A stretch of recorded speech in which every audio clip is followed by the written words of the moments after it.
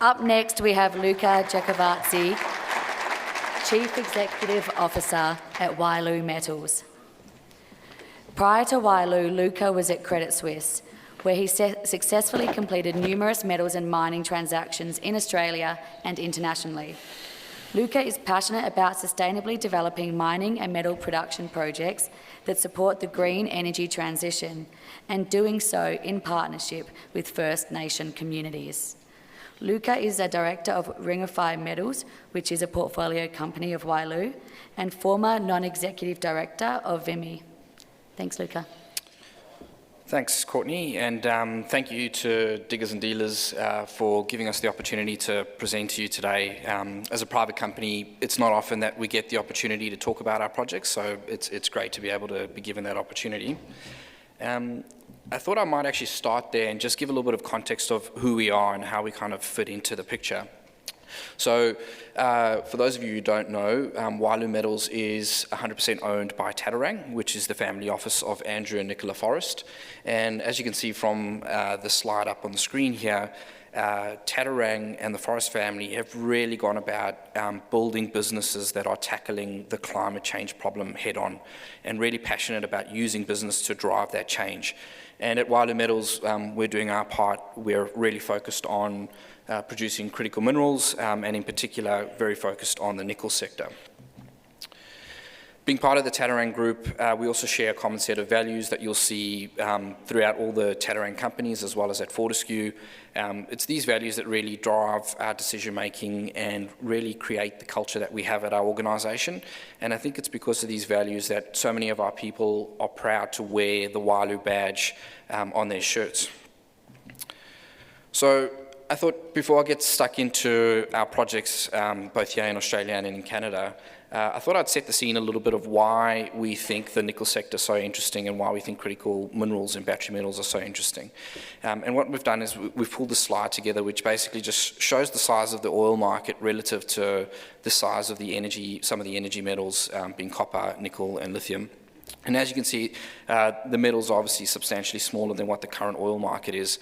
But what I think is more interesting on the slide, the way we think about it, because it's a bit of an unfair comparison, we've had really interesting conversations with some of the car companies, and one of the conversations that's always stuck with me is one of the CEOs of the car companies had said, historically they've built cars with an empty tank of fuel, and it was really up to the customer to go out and find and wear the cost of filling up that tank. And I think there's a big paradigm shift when it comes to electric vehicles. All of a sudden now car companies are responsible for actually filling up those tanks with metal, and customers then get the benefit of filling it up with electrons, which are obviously a lot cheaper over time. And I think that's just an interesting way of thinking about this market, because the oil market as it stands today is a very high volume, low value market, where with energy metals and metals like nickel, there's a big upfront cost to put these metals into a car that then get amortized, I guess, over the life of the car, so over 10 years. And I think that's where a lot of this rhetoric around a commodity super cycle comes from. The demand for metals required to displace that oil market, to really have the adoption of EVs, is massive. And I guess that's what makes us really excited about nickel. The other dynamic that I think is quite interesting is just how the car companies and the OEMs are going about securing metals. And what we've tried to do with these two pie charts is actually put a little bit of data around what's happening in the space. So what we did was we've collected the data on all the offtake agreements that have been announced since 2020. And 2020 for us kind of felt like the year that we really started to see some of the car companies investing in the upstream, and you really started to see a bit of a squeeze in the lithium market. And I think what's interesting about these two pie charts is when we talk to some of the car company execs, we kind of get the sense that they feel like they can see a pathway through the lithium squeeze, that there are projects to invest in. But I think what's interesting with nickel is that just given the scarcity of nickel projects, it's actually really difficult for them to try and lock up long-term supply. And what these two pie charts are basically trying to show is on the left-hand side, we've just got it by the number of offtake agreements that have been signed. It's not really representative because you don't know how much volume is actually in those agreements and what they represent. So what we did was we took those agreements and we converted them into volume, and we've converted it into the number of electric vehicles that you can actually produce from that total volume that that contract spoke about. And what you can see is a pretty big difference, a 15 times difference between lithium and nickel, which I think really kind of tells the story that the scarcity of nickel projects to be able to invest in is real. Car companies are genuinely struggling to try and lock up nickel supply for the projects for some of these gigafactories that they're busy building.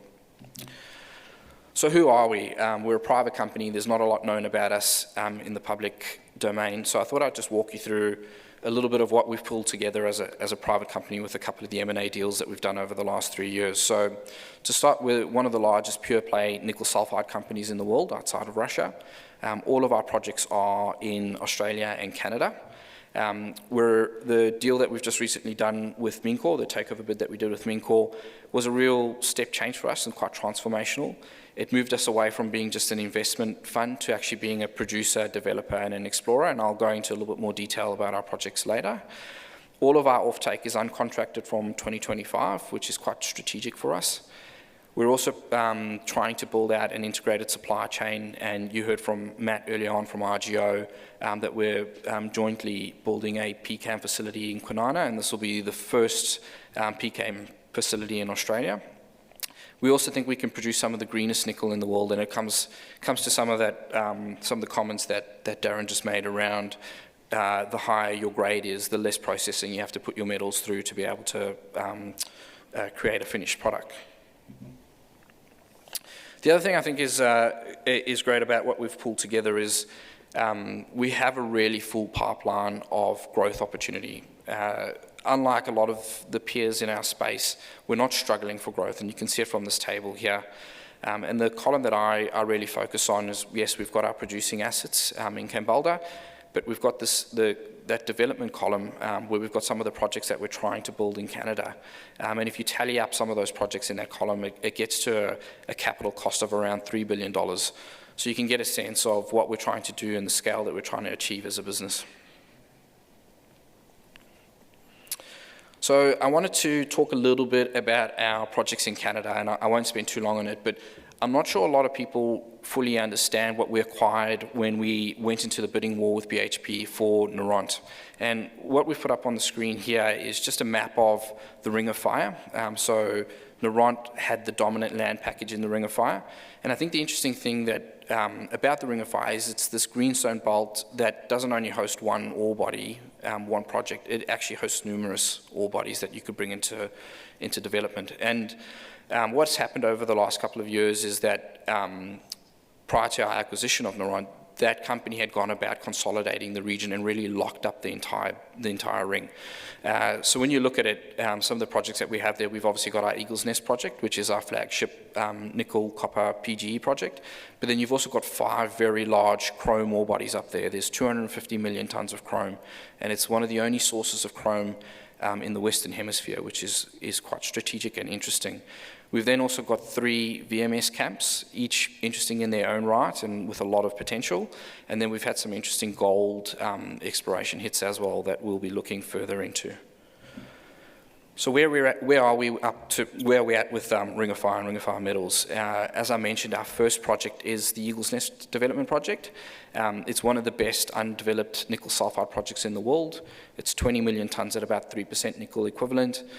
We're hoping to start construction on that project in 2027.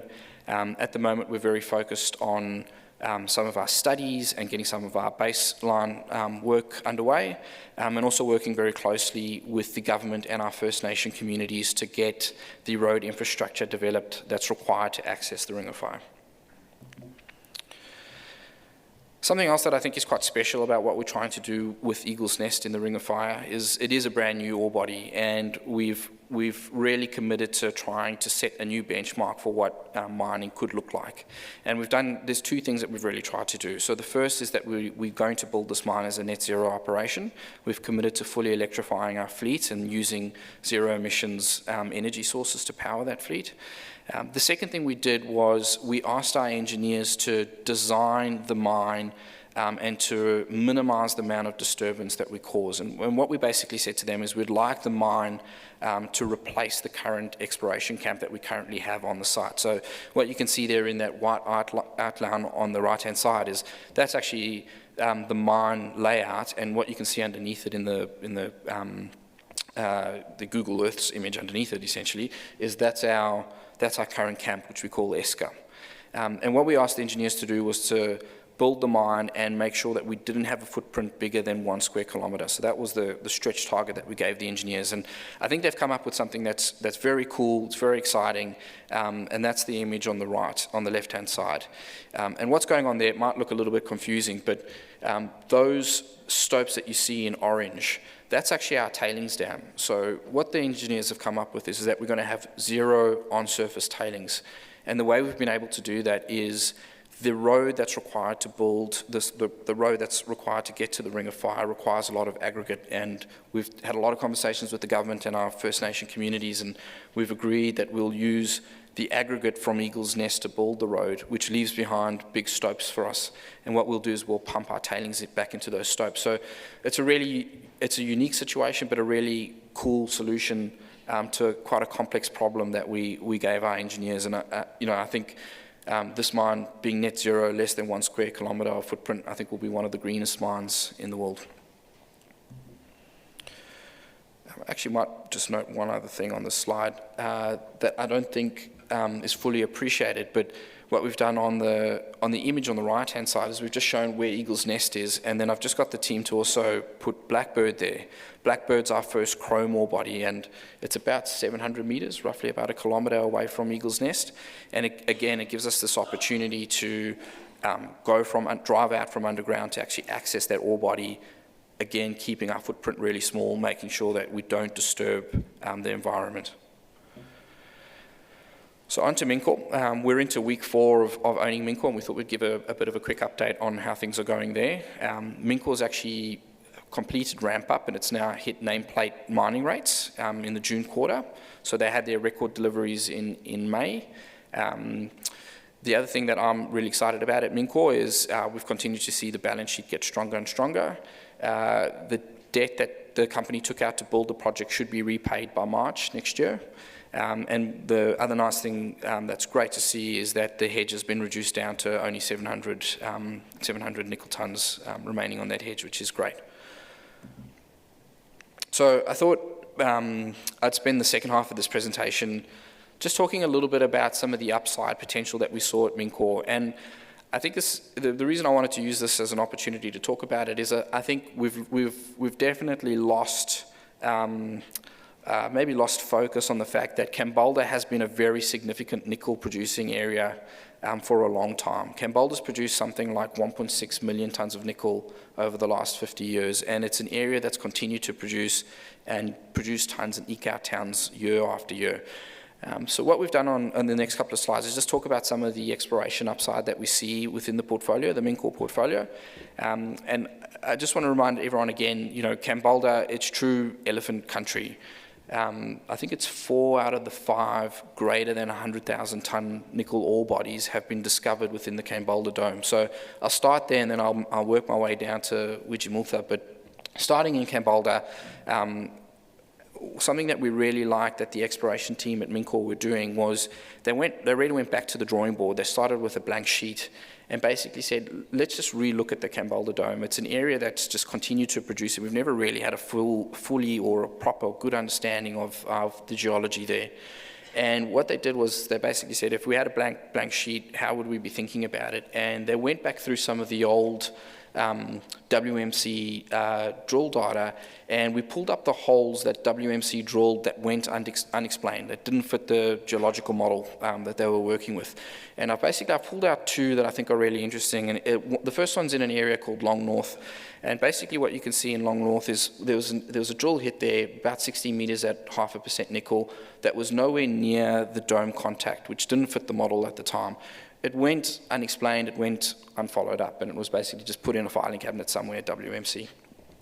But basically what the team have come up with is, and what they think is going on here, is that they believe that the Boulder-Lefroy fault is actually cutting through the northern part of the dome. And it's actually the fault that's acting as the control for that mineralization, for that drill hit that we have over there. And the reason that's interesting is because it creates a much bigger search area for us to now go out and explore. So exciting times, and I think it's an area that we're going to be spending a lot of our exploration dollars on in the next couple of months. The second one that I just wanted to call out was another WMC hole that went unfollowed up. This hole was drilled in 1978 and again put in a filing cabinet and forgotten about.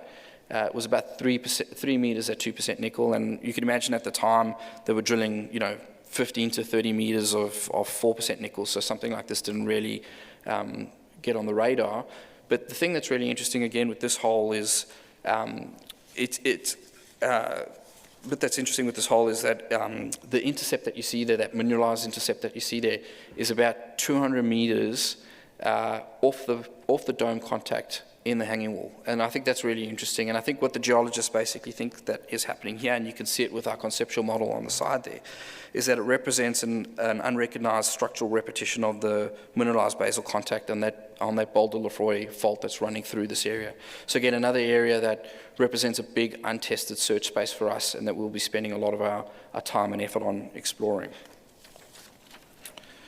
All right, moving on to Golden Mile. This is another interesting space in Cambalda. You would have seen the company declare a maiden resource last year in this area. This was from the first drill campaign that they ran here. I think the bit that makes me most excited when I look at this image is you look at that green channel that's running through there, and then you look at the areas that we've actually defined a resource, and you can see how much empty space and untested space we actually have in that Golden Mile channel. And what we've just done on the image here is just to show you some of the drill hits that we've had outside of the resource area over the last 6 months. So you can see that we're getting some really impressive grades coming through, and you can see that those resource areas are actually growing. So we think this space has the potential to double the resource that we currently see in that Golden Mile area. All right, moving on to Wyloo and talking a little bit about Cassini. Again, this kind of goes to a little bit of the point that Darren made. These ore bodies in Cambalda and in Wyloo, what their starting inventory was and what they ultimately produced was very different. And that all came down to the ability to explore from surface and how much money you spent from surface drilling. So the bit that I always just like to remind everybody is that the resource that you see there for Cassini is really constrained by what we've done as surface drilling. It didn't include any underground drilling, which, as we know, once you get underground and you've actually got drill platforms from underground, you can go out and keep extending these ore bodies. So it's a graph that's been shown before, but I think it's a great reminder just to remember where these ore bodies start and where they ultimately end. And we think Cassini is just at the start of its journey. So just sticking with Cassini for a second, I just wanted to show the image that you see over there. Cassini is basically in 2 channels, and when we talk about Cassini, we only really talk about the Cassini main channel, which is the blue shading that you see over there. And as you can see, it's open, down plunge, and really, again, the drilling was constrained by what we could drill from surface. So now that we've got some underground workings, we've recommenced exploration drilling from underground. And early signs are very promising, and we think Cassini is going to continue to grow and get bigger. Cassini North is also very interesting. I think the bit that we like about Cassini North is there's no reason that Cassini North shouldn't be as big as, or if not bigger than, Cassini. And I think what we've seen from early indications from some of the drilling that we've done up in that from surface drilling in the top section there, you can start to see that we are hitting some material grades, and we think that Cassini North channel is really interesting, and we think proving that this Cassini system is much bigger than what we initially thought.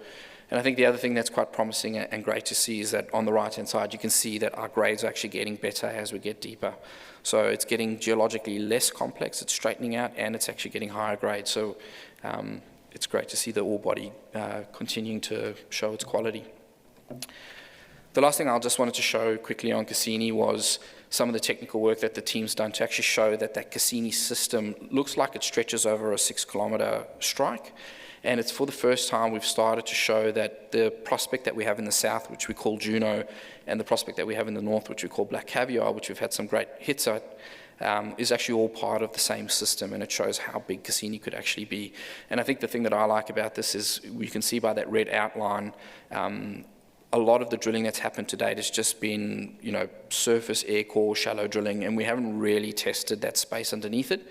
So we're looking forward to getting stuck into it, and we think, again, this system has huge potential. Moving on to the eastern side of the Widgie Dome, what we've done there is just shown the Mariners and Martel contact, and I think I like this diagram because it also shows how the eastern side played out over the years versus the Cassini side, and you can kind of see how little exploration's actually happened on that Cassini contact versus what we saw at Mariners and Martel. But the other bit that I think is really interesting about this diagram is you look at all the old mines. You look at Martel, you look at Red Ross. They're all open at depth. They're all open down plunge. And you've got to ask yourself the question, what happened and why were these mines put on care and maintenance? Because when you go through the company's reserve resource statement, you can see that there's actually resource sitting at the bottom of all these ore bodies. And what we've done, we did a little bit of work just to try and dig into it a little bit more. And what we've shown on this graph here is when some of the mines were put on care and maintenance and under what price environment they were put under care and maintenance. And you can see that a lot of the mines were put under care and maintenance when nickel was $3 a pound. And they just weren't making money. Obviously a very different price environment that we have today. We're closer to $10 a pound. And again, I think it just represents great optionality for us to go back to some of these old ore bodies, look at the resource that's been left behind and think about restarting some of these older mines. So the one that I just wanted to call out because I just find it interesting is Red Ross. And the reason I find it interesting is there's probably not a lot of people in this room who've ever heard the name Red Ross.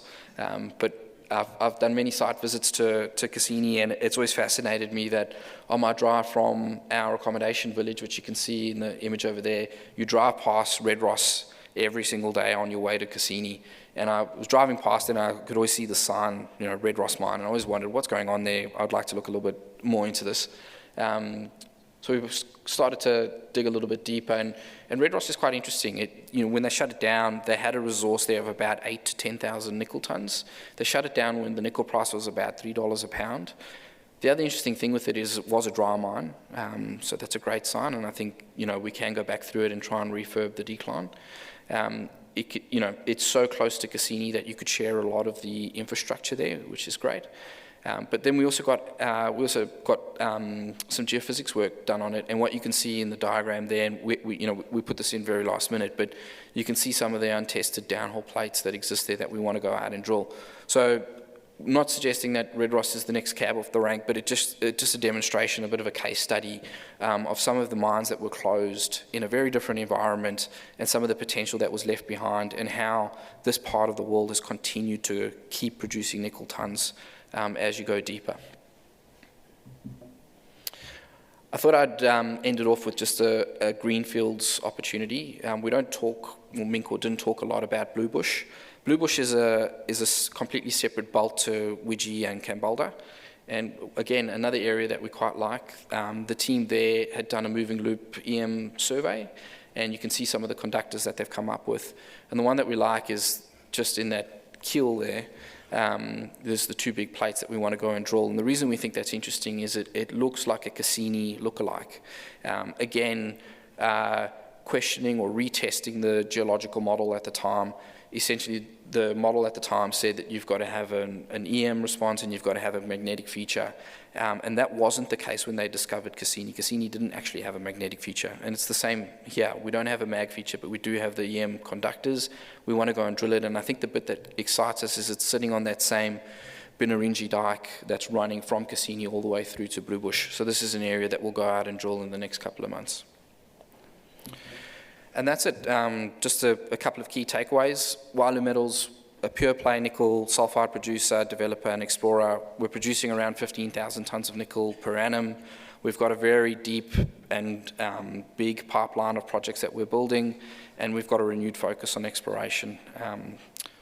So thank you. I'm happy to take any questions if you've got any. Thanks, Luca. That's about the time that we have, but it's great to hear more about Wyloo.